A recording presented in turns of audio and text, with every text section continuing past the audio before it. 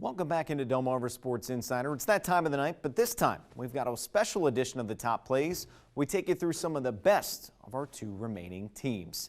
It's the top 5 Woodbridge and Cambridge South Dorchester plays brought to you by Delaware Appliance. At number 5, it's Jaquan Massey with the interception and the return for a touchdown. Check it out. He's going to get there, make the move. This actually turned out to be a pretty big game changer. Woodbridge was trailing in this game and they really needed a catalyst. Massey coming up big, proven to be one of the big difference makers for Woodbridge this season.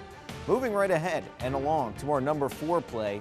This one, if you saw earlier this season, Brandon's favorite guy, John Henry, getting out and connecting deep, 46 yards to one of his favorite targets in Logan Middleton. This was another huge game from Henry as they're coming up big in a huge win over Falston. Number 3, this one was a huge one as well from last week. The game-sealing touchdown that propelled Woodbridge to the title game. Michael Plummer over the middle, and he's going to snag the ball for the interception to end the game.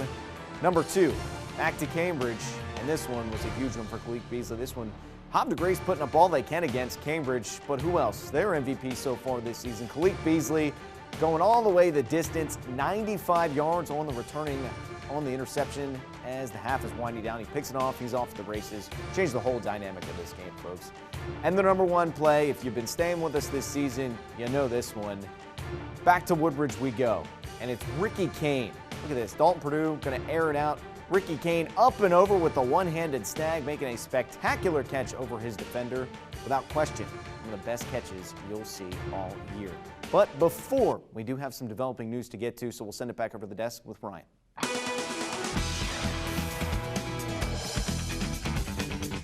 All right, Drew, thank you for rolling with the punches there, and I apologize to our sports audience, but we have some developing news to get to out of Lewis tonight. A trooper-involved shooting occurred earlier this evening. That's what we're being told by the Delaware State Police. Now, details are limited, but this is what we just learned. This is what came into our inbox. Earlier tonight, troopers responded to the 300 block of East Savannah Road. We pinpointed it there on a map. When police arrived, they say they found a man threatening suicide. Now, while police were talking with a 47-year-old man outside his house, they say he showed a handgun, which then caused a trooper to fire his weapon, and that, of course, hit the subject. That man was taken to an area hospital for treatment. We don't know the extent of the injuries. We're told East Savannah Road is closed between Cedar Street and Massachusetts Avenue. The investigation is ongoing. We've done some work tonight, made several calls to local police departments, fire departments, as well as the Delaware State Police, and we're working to gather more information. You can find it at 47abc.com. When we return, we're going to talk about what's happening this weekend, and don't forget the Delaware Thunder, right? They play professional hockey.